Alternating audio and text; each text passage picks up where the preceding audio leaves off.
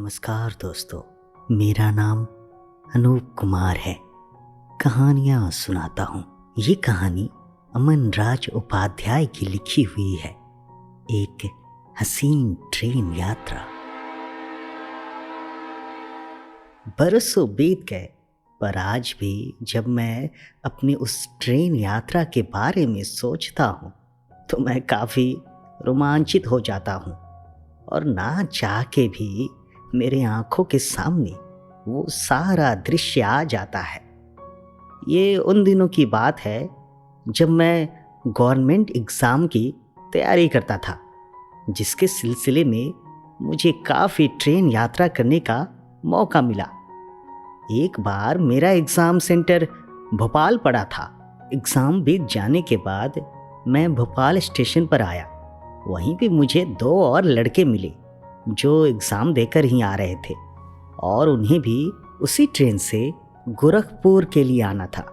Train की reservation ना होने के कारण हम तीनों ने जनरल क्लास का टिकट लिया और प्लेटफॉर्म नंबर 3 पर बैठकर कुशीनगर एक्सप्रेस का इंतज़ार करने लगे। ट्रेन की पुकार हुई कि गाड़ी नंबर 22538 कुशीनगर एक्सप्रेस, जो लोकमान्य तिलक से चलकर गोरखपुर को जाती है, प्लेटफॉर्म नंबर 3 पर आ रही है। हम तीनों खड़े हो गए और ट्रेन का स्टेशन पर लगने का वेट करने लगे। मैं ये बता दूं कि एग्ज़ाम के कारण स्टेशन पे काफ़ी भीड़ थी। उस दिन पता चला कि भारत की जनसंख्या कितनी है।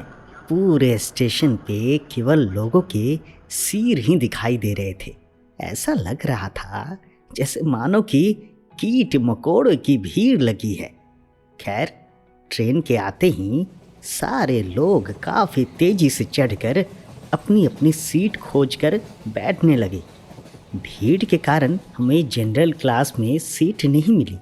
तब हम तीनों स्लीपर क्लास में आ गए। वहाँ भी हमें मुश्किल से ही बैठने को सीट मिली। ट्रेन भी उस दिन अपने समय से 2 घंटे लेट चल रही थी। लगभग 5 घंटे एक ही जगह पे बैठे बैठे पूरा शरीर अकड़ गया था। टॉयलेट लगने के बावजूद भी जाने का मन नहीं कर रहा था कि कहीं गया तो मेरी ये सीट भी कोई छींक ना ले। सीट के चक्कर में एक जगह पे बैठे बैठे शरीर में अकड़न सी होने लगी थी।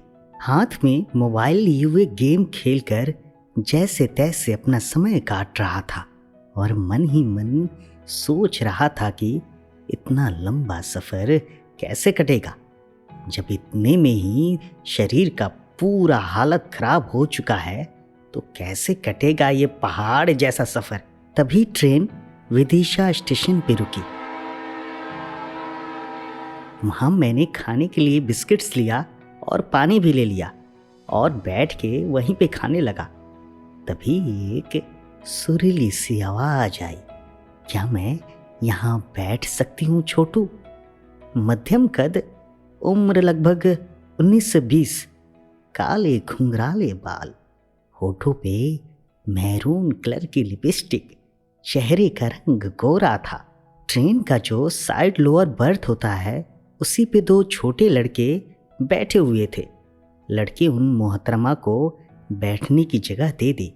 वो मेरे सामने ही बैठी थी। अब क्या सफ़र कैसे कट रहा था, सबको कुछ अता पता नहीं चल रहा था।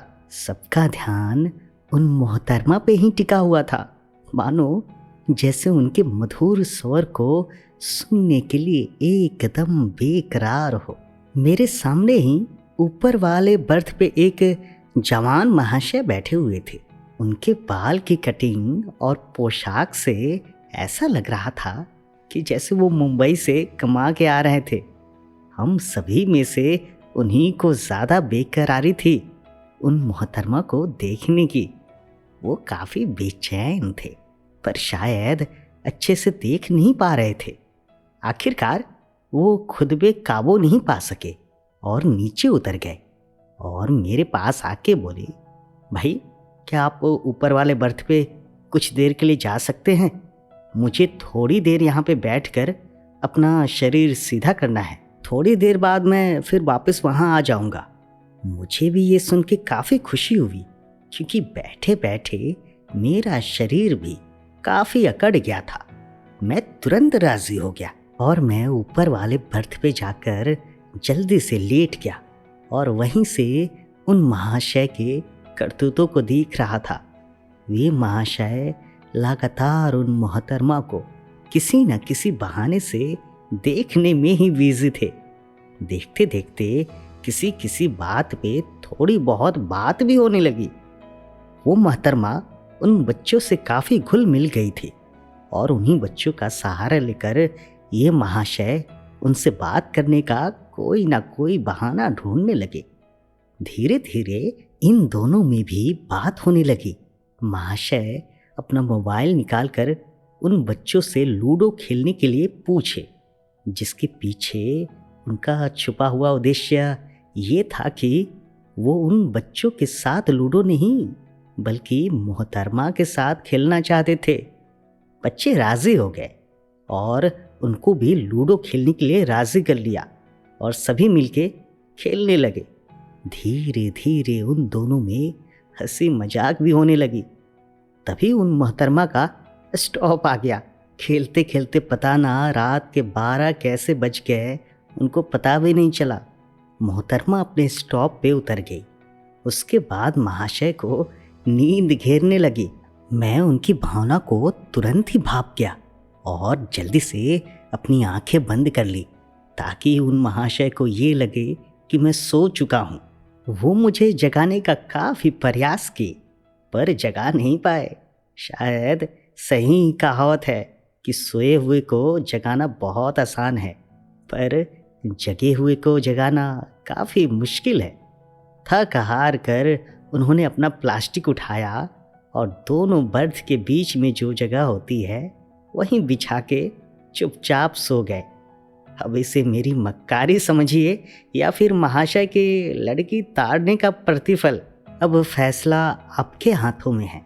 सुबह जब नींद खुली तो मैं नीचे वाली सीट पर आया और रात की घटी उस घटना के बारे में हम तीनों आपस में जिक्र कर काफ़ी ठहाके लगाने लगे। उस महाशय का चेहरा काफ़ी उदास दिखाई दे रहा था, ऐसा मानो जैसे कि कोई बेशकीमती सी चीज़ खो दिए हो। खैर, इन सभी हंसी मजाक के बीच उनका स्टॉप आया जो गोरखपुर से 2 स्टेशन पहले थी। वो अपने स्टेशन पर ऐसे मुंह लटकाए उतर रहे थे। हम सभी काफ़ी देर तक उनको देखते रहे जब तक वो महाशय हमारी आंखों से ओझल ना हो गए। आज भी जब भी मैं किसी ट्रेन की यात्रा करता हूँ या ट्रेन से उतर रहा होता हूँ तो उन महाशय का उतरा उतरा सा चेहरा याद आता है, तो मैं खुद को मुस्कुराने से रोक नहीं पाता हूँ।